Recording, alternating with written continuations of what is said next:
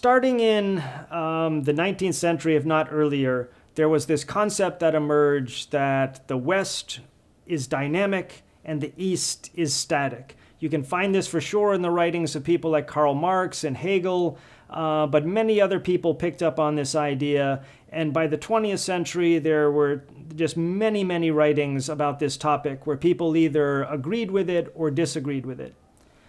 In 1960, the South Vietnamese philosopher Kim Định wrote an article entitled "The Dynamic Character of Eastern Philosophy." In this article, what Kim Định argued was something that most people, he felt, probably were not aware of.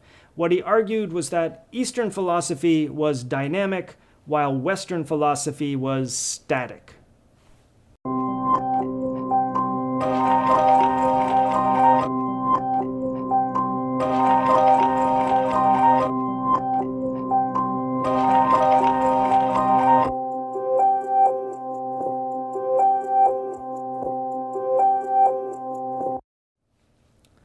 According to Kim Định, there are two main ways that human beings have looked at the world. One is to see it in more static terms, while the other is to see it in more dynamic terms. The West, he argued, looked at the world in terms of in static ways. And this is something that he felt people probably would be surprised to hear, as they thought of the West and Western philosophy as being very dynamic. However, he provided evidence to counter this. He cited the work of French philosopher Jean Wahl from a book, Traité de métaphysique, that had been published in 1953, where Wahl said that the failures of medieval philosophy led to Descartes, the failures of Descartes led to Kant, and the failures of Kant, etc., on and on. So from this, what Kim Định said is the reason why Western philosophy looks so dynamic is because it changes a lot. But the reason why it changes a lot is because Western philosophers keep failing in their efforts to explain the world. And so it looks like it's dynamic, but it's not actually. It's just the sense that we get from the continued failures of generation after generation of Western philosophers. If you actually look, however, at the way that they're examining the world, Kim Định argued, you can see that they're looking at the world in very static terms. And to make this point, he argued that essentially Western philosophy is conceptualist. I believe he coined a term here, suy niệm, which is not used commonly in Vietnamese anymore, but it seems to refer to this idea of conceptualism. Essentially, what Kim Định said is that Westerners talked about reality in terms of concepts. And to be able to understand each other and to be able to communicate with each other, before you could understand a concept, you had to define the terms of the concept and define the terms of all of the concepts that you're working with. And this led to a great emphasis on definition. This is something that Kim Định argues, and again, he cites Western scholars who make the same point, that we can see in the writings of Socrates, Aristotle, Plato. They were all very concerned with definition and making sure that we clearly understand what it is that we're talking about so that we can then talk about concepts. Well, concepts are a very static way of looking at the world. And by contrast, what Kim Định argued is that in the East, philosophers traditionally focused on change. And the key text here that he pointed to was the I Ching, or Ginzik in Vietnamese, the classic of changes, a text which is not about concepts, but about the means of change and understanding how things change. And this, Kim Định argued, was a very dynamic way of looking at the world and was in contrast to the static approach towards viewing the world that Western philosophers had taken.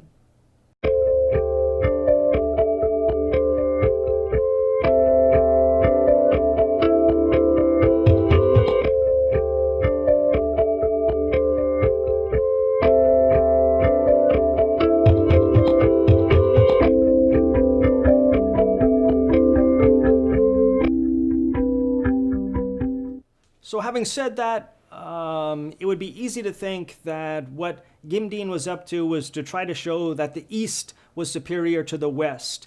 In reality, though, that's not what he does in this argument.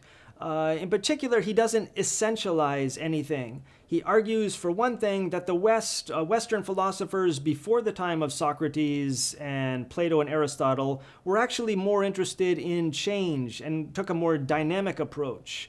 And that in the 20th century, there were philosophers like Henri Bergson who were trying to move beyond the limitations of the static approach towards history that had endured for the previous few centuries in the Western world of philosophy. He also argued that the dynamism in Eastern philosophy hadn't led to a kind of dynamism in society in the centuries close to the time when he was living. And so there were many things about his ideas that were more complex. They weren't really essentializing, and he wasn't taking the simple approach of trying to say that the East is superior to the West. So while that's interesting, the other part that I find fascinating is that basically everything that Gimdin was talking about were things that he was able to talk about because of his reading of Western scholarship. Gimdin had read a lot. He was up on all of the existentialist philosophers. He'd read Socrates, Aristotle. He knew the Western tradition and was up to date with the things that were happening in his own day. And he was also, or had studied about the I Ching, Confucian ideas, and things like that. But what's significant is that everything that he decided to talk about was ultimately determined by what Westerners were talking about. Why was he interested in the importance of change? Because Henri Bergson was interested in the same thing, and he'd read Bergson, and through Bergson, he then went to the I Ching to try to find answers to the types of questions that Henri Bergson was asking, because Bergson was trying, among other things, to find out, to move beyond the limitations of the static approach towards philosophy, to try to comprehend things like change and duration of time, something that he felt the intellect couldn't do, but something that he referred to as intuition was able to do. There are many other examples of this, from Gimdin's reading of the I Ching, where he sees all this emphasis on change.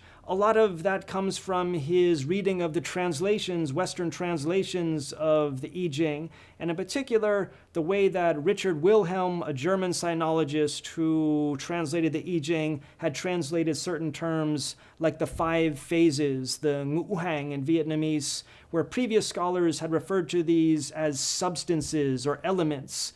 A very static view of this phenomena, whereas Richard Wilhelm had seen it as more dynamic. So these ideas that Gimdin had, they were sophisticated, but they were what they were because he had read Western scholarship and was now looking back at the East, having passed through those works that are out there.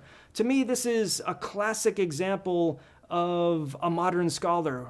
Even though he's talking about the East and the West, ultimately he's just a member of a single intellectual community, one that at the time was dominated by scholars in places like France and Germany, but now is more diverse.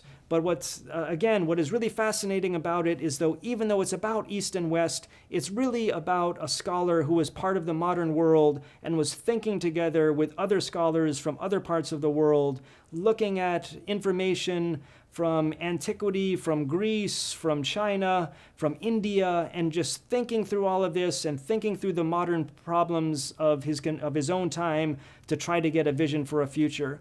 A very, very fascinating individual.